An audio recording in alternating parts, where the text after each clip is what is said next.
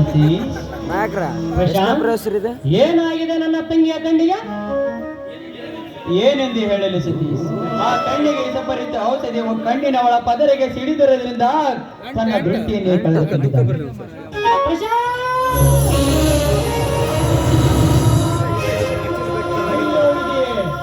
ಯಾವ ಪಾಪಕ್ಕಾಗಿ ಈ ನನ್ನ ತಂಗಿಗೆ ಬಡತನವೆಂಬುದನ್ನು ಕೊಟ್ಟಿರುವೆ? ನನ್ನ ತಂಗಿ ಯಾವ ಅನ್ಯಾಯ ಮಾಡಿದ್ದಾಳೆ ಎಂದು ಈ ರೀತಿ ವಿಷಯನ್ನು ಕೊಡುತ್ತಿರುವೆ? ಅವಳು ಹೆಣ್ಣಾಗಿ ಹುಟ್ಟಿದ್ದು ಅಪರಾಧವೇ ಅಥವಾ ಅವಳು ಪತಿರಥಿಯಾಗಿ ಹುಟ್ಟಿದ್ದು ಅಪರಾಧವೇ? ಹೇಳುವಿದೆಯೇ? ಹೇಳು. ಸಮಾಧಾನ ಮಾಡಿಕೋ ಸತಿ, ಸಮಾಧಾನ ಮಾಡಿಕೋ. ಹೇಗೆ ಸಮಾಧಾನ ಮಾಡಿಕೊಳ್ಳಲಿ ಪ್ರಶಾಂತ್? ನೀನು ಡಾಕ್ಟರ್ ಅಲ್ಲ, ನನ್ನ ಪಾಲಿನ ದೇವರು.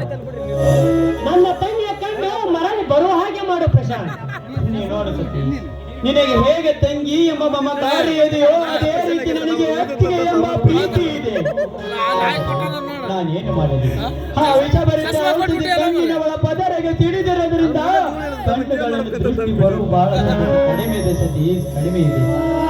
ಅದು ತಹನಾಗಿಯೇ ಸರಿಯಿಲ್ಲ ಪ್ರಶಾಂತ್. ಯಾರೋ ಪಾಪಿಗಳು ಎರಚಿದ್ದು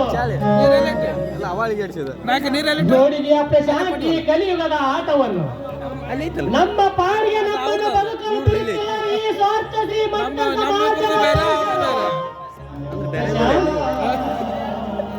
ಪ್ರಶಾಂತ್, ನಿಮ್ಮಣ್ಣ ಪ್ರತಾಪ್ ನನ್ನ ತಂಗಿಯನ್ನು ಮದುವೆ ಆಗಬಹುದು ಅಂತ ಕೆಟ್ಟ ವಿಚಾರ ಏಕೆ ಮಾತನಾಡುತ್ತೀರಿ?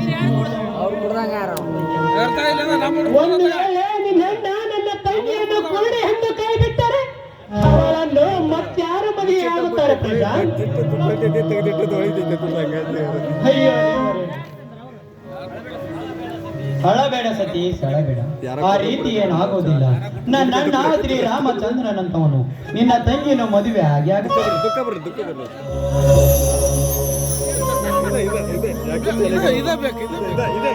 ಇದೇನು ಪ್ರಶಾಂತ್?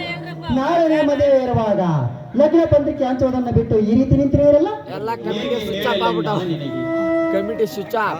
ಏನಾಯ್ತು ಪ್ರಶಾಂತ್? ಹತ್ತಿಗೆಯ ಕಣ್ಣುಗಳನ್ನು ಕಳೆದು ಬಿಟ್ಟಿದ್ದಾರೆ ಪಾಪಿಗಳು.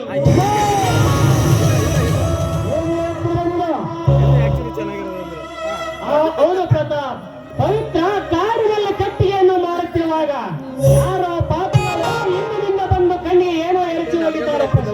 ಪ್ರತಾಪ್, ಪವಿತ್ರ ಎಲ್ಲಿದ್ದಾರೆ? ಈಗ ಅವಳು ಒಳಗಡೆ ಇದ್ದಾರೆ.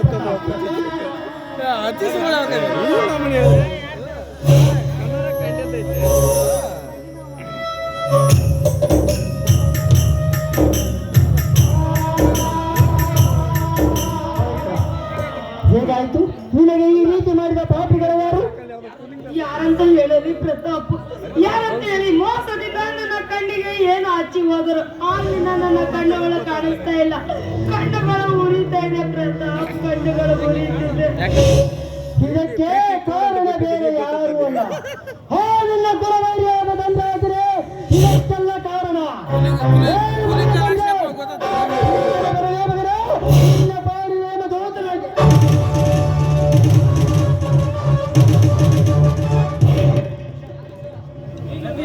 ಸತೀಶ್, ನೀನು ಇಲ್ಲೇ ನೀನು, ನಾನು ಔಷಧಿ ತೆಗೆದುಕೊಂಡು ಬರುತ್ತೇನೆ.